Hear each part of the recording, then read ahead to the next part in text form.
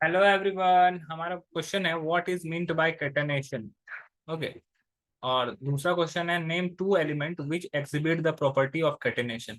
दो ऐसे एलिमेंट का नाम बताना है जो कि कैटेनेशन का क्षमता रखता है।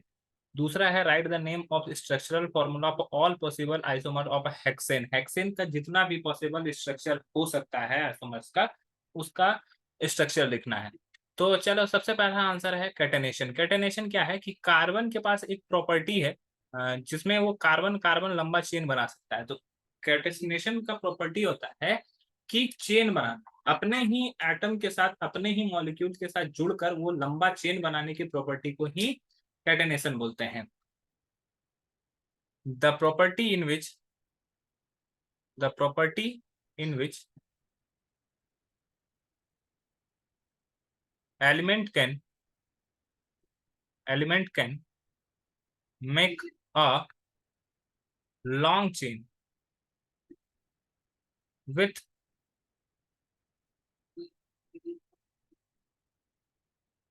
with same atoms.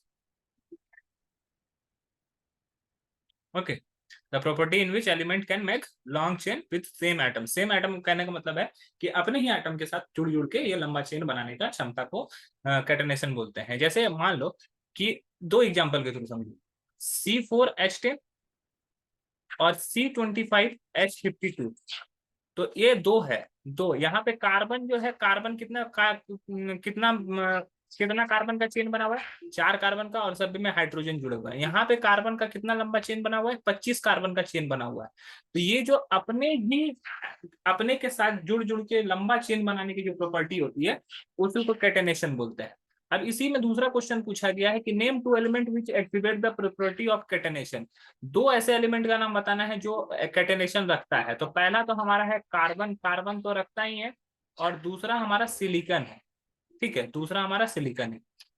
Carbon C हो गया, सिलिकन एस आई हो गया। ये दोनों प्रॉपर्टी रखता है कैटेनेशन का। ओके।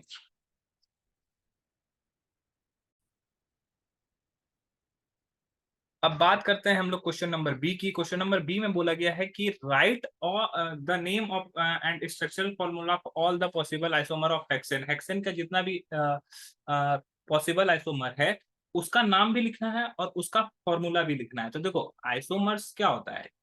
आइसोमर्स वो होता है जिसका फॉर्मूला तो सेम है, लेकिन स्ट्रक्चर डिफरेंट डिफरेंट है। स्ट्रक्चर भी डिफरेंट होगा, नेम भी डिफरेंट होगा। तो सबसे पहले हेक्सेन जो होता है, हेक्सेन का फॉर्मूला होता है C6H14।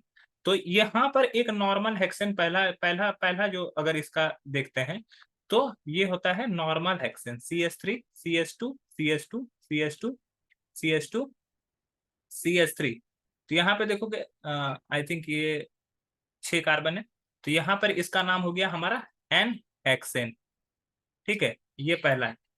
अब दूसरा है, दूसरा का अगर बात करते हैं, CS3 CS2CS2CH CH3, और ये हो गया हमारा CH3। तो यहाँ पे इसका भी फॉर्मूला क्या हो गया, C6H14। लेकिन इसका नाम हो गया, हाँ, इसका नाम होता है 2 मिथाइल और इसको बोलते हैं पेंटेन। ठीक है, दूसरे नंबर पे मिथाइल है और 5 कार्बन का जुड़ा हुआ है, तो ये इसका नाम हो गया 2 मिथाइल पेंटेन। अगर हम थर्ड की बात करें, तो थर्ड में हम लोग लिख सकते हैं CS3CH2CH CH2CH3, और यहाँ पर भी CH3 है। तो इसका नाम हो गया हमारा 3 मिथाइल पेंटेन। अब इसके बारे में चौथा चौथा स्ट्रक्चर इसका देखते हैं। फोर्थ स्ट्रक्चर जो होगा वो कुछ इस तरह से होगा, CS3CH CH CH3CH3CH3। इसका नाम हो गया 2,3 डाइमिथाइल ब्यूटेन। ठीक है, दूसरा और तीसरा दोनों पोजीशन पे क्या है, मिथाइल है। तो दूसरा और तीसरा पोजीशन यहाँ पे लिखा हुआ है 2,3। डाई का मतलब है दो, दो मिथाइल यूज किया, दो सब्स्टिट्यूट, एक ही जैसा दो सब्स्टिट्यूट है, CS3 दोनों जगह पर CS3 है। अगर दूसरा होता, एक जगह पे CS3 रहता और एक जगह पे C2H5 रहता, तो उस समय में CS3 का नाम मिथाइल यूज करते और CH C2H5 का नाम एथाइल यूज करते हैं और पोजीशन भी डिफरेंट डिफरेंट जगह पे लगते हैं, लेकिन एक ही जैसा है, ये भी मिथाइल है और ये भी मिथाइल है, तो एक ही मिथाइल को मिथाइल मिथाइल नहीं लिख सकते। दो बार अगर यूज हुआ सब्स्टिट्यूट तो उसके लिए डाई आता है, अगर 3 बार अगर सब्स्टिट्यूट आ जाता तो ट्राई आता, 4 बार अगर सब्स्टिट्यूट आ जाता तो टेट्रा आ जाता है। तो इस तरह से ये चौथा आइसोमेरिज्म है, और इसका आखिरी पॉसिबल आइसोमेरिज्म जो है वो कुछ इस तरह से है, CH3 C CH3 CH3 CH2 CH3। तो इसका जो नाम होता है ये होता है 2 डाइमिथाइल 2 डाइमिथाइल ब्यूटेन। अब इसके बाद इसका और कोई पॉसिबल स्ट्रक्चर नहीं हो सकता है।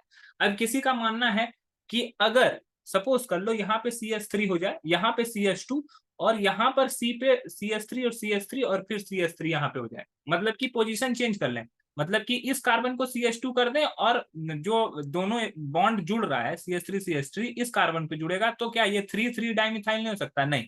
अगर ये इस तरफ से होगा तो नंबरिंग फिर इस तरफ से होना स्टार्ट हो जाएगा। अभी देखो सब्स्टिट्यूट जिधर से नजदीक होता है उधर से ही नंबरिंग करते हैं, तो नंबरिंग यहां से होगा 1 2 3 एंड 4 इस तरह से।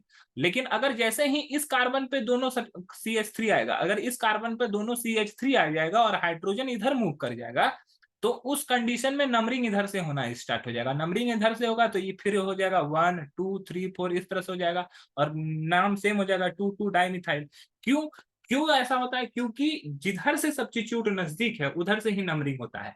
ऊपर वाले में अगर हम बात करें तो ऊपर वाला में अगर नंबरिंग किधर से भी कर सकते हैं, क्योंकि सेम पोजीशन पर सब्स्टिट्यूट है, इधर से भी दूसरा कार्बन पे, इधर से भी दूसरा कार्बन पे, तो 1 2 3 4 इस तरह से सब नंबरिंग कर सकते हैं।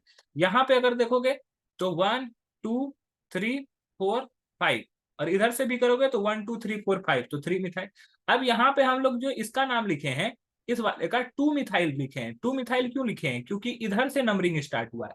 इधर से देखोगे तो 1 2 3 चौथा नंबर पे मिथाइल है, लेकिन इधर से दूसरा नंबर पे। रूल क्या है कि जिधर से नजदीक होगा उधर से ही नंबरिंग करना है, तो नजदीक तो इस तरफ से है, तो इस तरफ से, इसीलिए इसका नाम हो गया 2 मिथाइल पेंटेन। तो ये 5 पॉसिबल आइसोमर हैं जो लिखे जा सकते हैं। आई होप ये क्वेश्चन आपको समझ में आया होगा। That's all, thank you.